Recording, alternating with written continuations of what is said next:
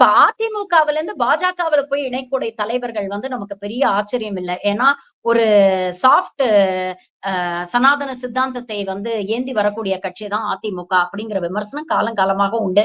In fact AIADMK, பாஜக கூட்டணி இடையில அவங்க பிரிஞ்சிருக்கும் பொழுது 2024 தேர்தலுக்கு முன்னால அண்ணாமலை வந்து சொன்னாரு. பாருங்க பெரிய பெரிய தலைகள்லாம் வந்து இணைய போறாங்க அப்படின்னு சொல்லி ஒரு பிரஸ் மீட் எல்லாம் அரேஞ்ச் பண்ணி, வெயிட் பண்ணி அதுக்கப்புறம் ஏமாற்றம் இந்த கதைகள்லாம் வந்து நம்ம பார்த்திருக்கோம். இன்னைக்கு ஆச்சரியமா ஒவ்வொரு தலைவர்களா அதிமுகல இருந்து திமுகவுல வந்து சேர்றாங்களே! ஒருவேளை எடப்பாடியோட தலைமை மீது நம்பிக்கை இல்லையா? ஏன்னா, ஆ மைத்ரேயன் பேசும்பொழுதே நீங்க சொன்ன அதே காணொளியில அவர் வந்து சொல்றாரு, உள்ளுக்குள்ள ஏகப்பட்ட குழப்பம் இருக்கிறது, அதிருப்தி இருக்கிறது. ஒரு சிலர் கையில தான் இந்த டிசிஷன்ஸ் எல்லாம் இருக்கு. அப்படி ஒரு ஜனநாயக தன்மை இல்ல அப்படிங்கிற ஒரு விஷயத்த குறிப்பிடுறாரு. எடப்பாடியுடைய தலைமை மீது நம்பிக்கை இல்லையா? ஏன்னா எடப்பாடி வீதி வீதியா போயி மெகா கூட்டணி அமைய போகுது. வெயிட் பண்ணி பாருங்க, பாருங்க அப்படிங்கிறாரு.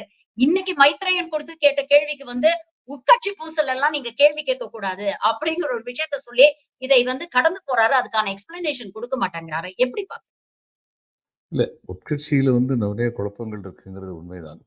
அ ஆனா இவர் அந்த காரணத்துக்காக அதிமுக வந்து விலகல. ஏன்னா கடைசியில அந்த காணொளியில அவர் என்ன சொன்னாரு, "எனக்கு ஒரு அமைப்பு செயலாளர் பதவி குடுத்தாங்க. ஆனா எந்த வேலையும் இல்ல. அதனால நான் வர்றேன்." அதனால பொறுப்பு, அதிகாரம் என்பது இங்கு அவருக்கு இல்லை. அப்போ மறுபடியும் வந்து பிஜேபிக்கு போனா அங்க கிடைக்காதுங்கிற ஒரு ஃபீலிங் இருந்திருக்கலாம்.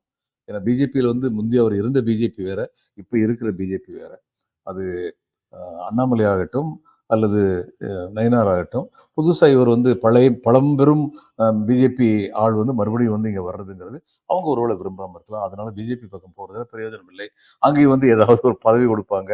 ஆனா அதிகாரம் குடுக்க மாட்டாங்கன்னு சொல்லி நினைச்சிருக்கலாம். இப்ப இவர் திமுக வந்து "வந்தாரை வாழ வைக்கும் வளமார்ந்த திமுகவே, என்னை மட்டும் ஏமாற்றவா போகிறாய்?" அப்படிங்கிற ஒரு நம்பிக்கையில இவர் வந்திருக்கலாம். ஏன்னா வந்தவங்க எல்லாருக்குமே DMK has treated floor cross பண்ணி வந்தவங்கள டிஎம்கே வந்து அ அலட்சியப்படுத்தல. அவங்கள கொண்டு வந்தாங்கன்னா, அவங்கள வரவேற்றதோட, அவங்களுடைய தகுதிக்கு தகுந்த பதவிய குடுத்து, பொறுப்ப குடுத்து அழகு பார்த்துருக்காங்க. அப்படிங்கிறது வந்து உண்மை. அதனால இவர் வந்து அந்த நம்பிக்கையில தான் வந்திருக்கணும். ஆனா இவருக்கு எந்த பதவிய குடுப்பாங்க, எந்த பொறுப்பு குடுப்பாங்க, இவர் அத எப்படி செவ்வனே செய்வார் அப்படிங்கிறது எனக்கு தெரியல.